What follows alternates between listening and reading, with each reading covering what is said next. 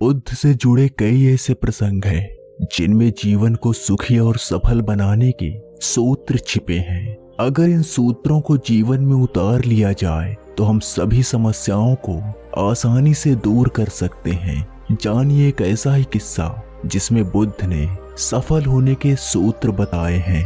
महात्मा बुद्ध यात्रा करते रहते थे और जहां ठहरते थे वहां के लोगों को उपदेश दिया करते थे।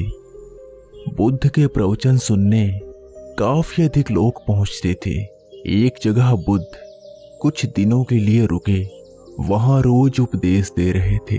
तो उपदेश सुनने वालों में एक व्यक्ति ऐसा था जो रोज आता और बुद्ध की सारी बातें बहुत ध्यान से सुनता था।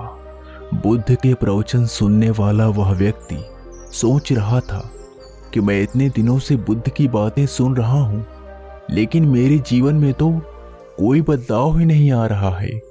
एक दिन बुद्ध ने प्रवचन में कहा कि अगर कोई व्यक्ति आपके ऊपर गुस्सा करता है तो वह अपना खुद का नुकसान करता है, लेकिन अगर आप भी गुस्से का उत्तर गुस्से से देते हैं तो आप उससे भी ज्यादा खुद का नुकसान करते हैं। जैसे ही बुद्ध ने ये बात कही, वह व्यक्ति गुस्सा हो गया। उसने कहा कि मैं कई दिनों से आपकी बातें सुन रहा हूं, लेकिन मेरे जीवन में तो कोई बदलाव नहीं आया है। आप ही बताइए, आपके उपदेश सुनने का क्या लाभ है? बुद्ध ने उस व्यक्ति से पूछा कि तुम रहते कहाँ हो?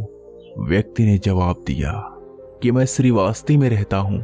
बुद्ध ने फिर पूछा कि यहां से श्रीवास्ती की दूरी कितनी होगी और आने जाने में कितना समय लगता है? उस व्यक्ति ने दूरी बता दी और आने जाने का समय भी बता दिया। इसके बाद बुद्ध ने फिर पूछा कि आना जाना कैसे करते हो? व्यक्ति ने कहा कि मैं कोई ना कोई सवारी ले लेता हूं। इसके बाद बुद्ध ने फिर कहा कि एक बात बताओ, क्या तुम बैठे बैठे वहां पहुंच सकते हो? वह व्यक्ति बोला कि बैठे बैठे कैसे पहुंच सकता हूं? इसके लिए या तो सवारी करनी होगी या पैदल जाना होगा। बुद्ध ने कहा कि सही बात है। ठीक इसी तरह हम चलकर यानी काम करके ही लक्ष्य तक पहुंच सकते हैं। लक्ष्य की ओर बढ़ते समय कभी कभी असफलताएं भी मिल जाती हैं, लेकिन हमें निराश नहीं होना चाहिए और आगे बढ़ते रहना चाहिए। जब हम एक सही दिशा में निराश हुए बिना आगे बढ़ते रहते हैं तो लक्ष्य तक जरूर पहुंचते हैं। हर रोज सत्संग करते हैं तो हमारा मन गलत बातों से दूर होने लगता है, सकारात्मकता बढ़ने लगती है और अशांति दूर हो जाती है। बुद्ध की बातें उस व्यक्ति को समझ आ गई और शांति के साथ वहां फिर से बैठ गया और बुद्ध के उपदेश सुनने लगा। बुद्ध ने कहा, जीवन में सफल होने के लिए सही नजरिए के साथ साथ बुद्धिमान होना भी जरूरी है। बहुत साल पहले एक नगर में एक बुद्धिमान राजा राज्य करता था। उनकी बुद्धि और होशियारी की चर्चा दूर दूर तक थी। राजा कभी भी बिना सोचे समझे कुछ नहीं कहता और ना ही किसी आरोपी की बात सुने बिना उसे सजा सुनाता था। उसकी बुद्धिमत्ता के चर्चे सुनकर आसपास के राजा रानियां और राजकुमारी आदि उनसे जलते थे। इसी जलन के चलते सभी उस राजा की बुद्धिमत्ता की परीक्षा लेने के लिए नए नए तरीके अपनाते थे। हर बार राजा दूसरे राज्य के शासकों द्वारा ली गई परीक्षाओं में खरा उतरकर खुद को होशियार और योग्य राजा साबित करता था। एक दिन राजा की परीक्षा लेने के लिए एक राजकुमारी आई। उसके हाथों में 2 फूलों की माला थी। दोनों माला में से एक असली फूल से बनी थी और दूसरी नकली से। उन दोनों मालाओं को देखकर उनका ये भेद बिल्कुल पता नहीं चल पाता था। इसी वजह से राजकुमारी ने राजा के सामने दोनों मालाएं रखकर पूछा, हे राजन, अगर आप बुद्धिमान हैं तो बताइए कि इनमें से कौन सी माला असली है।